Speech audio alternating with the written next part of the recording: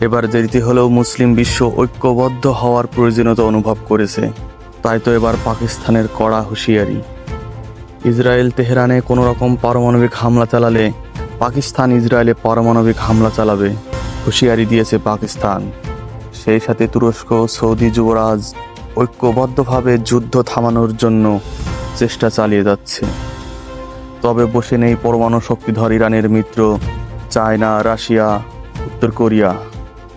China একটি কার্গোতে এবার বিপুল পরিমাণ যুদ্ধাস্ত্র, এয়ার ডিফেন্স সিস্টেম ও মিসাইল সহ অত্যাধুনিক অস্ত্র সরবরাহ করছে চায়না ও রাশিয়া ঐক্যবদ্ধভাবে। মুসলিম বিশ্ব এবার বুঝে গেছে, ইসরায়েল যদি ইরানে হামলা করে এবার পার পেয়ে যায়, তবে ইসরায়েলের পরবর্তী লক্ষ্যবস্তু হবে তুরস্ক বা পাকিস্তান। কারণ মুসলিম বিশ্বের যে কোনো শক্তিশালী দেশ ইসরায়েল তার নিজের জন্য হুমকি মনে করে।